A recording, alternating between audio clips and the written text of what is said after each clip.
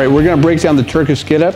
Again, this is a potentially dangerous exercise, so we really want to get the technique down, including the Undertaker sit-up, just like that.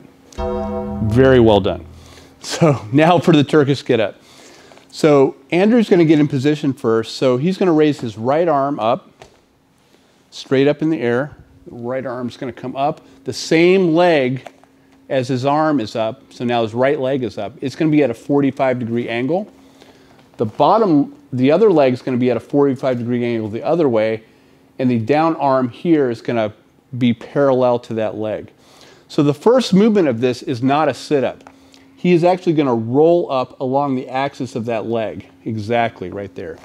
And what you can see here, this is a really important point. He's looking at what will be the weight here. He has a really good frame here. He's not letting this collapse. So show a collapse real quick. Yeah, so that's a terrible position. So go back up to a good frame. Excellent. Now the second step is he's going to come up to the hand. And on the top here, he's going to externally rotate the shoulder in its socket. This way, exactly. And so go ahead and internally rotate, show a bat. Yeah, so that's a terrible position. So go ahead and put it back in the socket that way. Yeah, so this is really strong because this next movement, he's going to drive through this heel right here. He's going to drive up and over that hand. So it's going to like a T. Very nice high bridge here. The next step is he's going to pull that bottom leg as close to the down hand as he can. He's going to transfer weight, to the knee, square up into the lunge, and go ahead and stand up from there. Now, he's going to reverse the movement.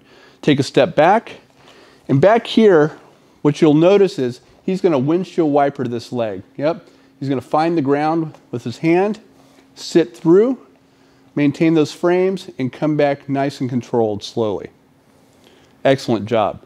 So before I let anybody do anything with weight, what I'm going to do, I always make the people I'm instructing do it with a shoe balanced on their fists. That way I know they're in control. So I'm going to grab one. So Andrew is going to balance this flip-flop right here. We'll see if he can do it. So he's going to go through the same motion, rolling up. So he's going to maintain that control. Still good frames. High bridge. He's looking at the shoe the entire time. This is the hard one. He's pulling through. Really nicely done. And he's going to stand. So we'll see if he can make it down without dropping the shoe.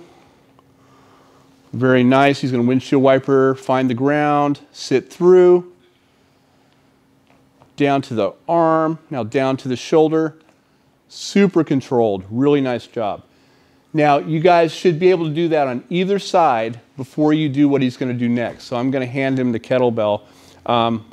Whatever side he wants to do the weight is, that's fine. I'll stay on the same side. Perfect. We'll just stay on the same side. So here's an important part. When he grabs the kettlebell, he's going to roll to it. He's going to tuck in the arm close to him, and he's going to roll it onto his chest.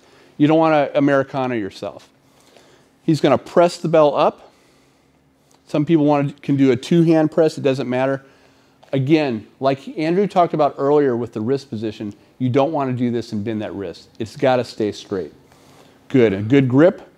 He's going to roll along the axis of his leg up to his elbow.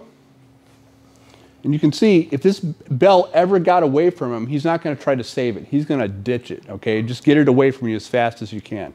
He's going to come up to his arm, his hand. Good shoulder position. He's going to bridge up over. Very nice. This stays in a perfect position here. He's going to pull that leg through.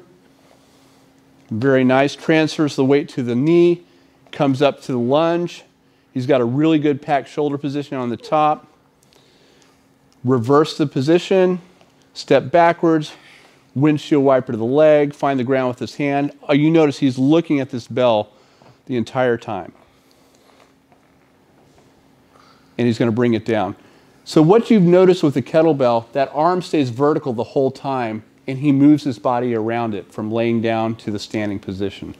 So again, don't attempt this and think you're going to just you know, show people what's what just by grabbing the bell right away if you've never done this before. You definitely have to go through the checklist and make sure you can do it with the shoe balanced on your fist first. And I'd also recommend you consider having someone spot you when you try it the first time, just so they can kind of watch that kettlebell if it gets squirrely and gets away from you. Again, if it does, don't try to save it, just ditch it and get out of its way. That's why you don't want to practice first on our mats. That's right. That's a, that's a really good point. But so that's kind of it for our technical breakdown. And we'll be back again with phase 2 in a couple weeks.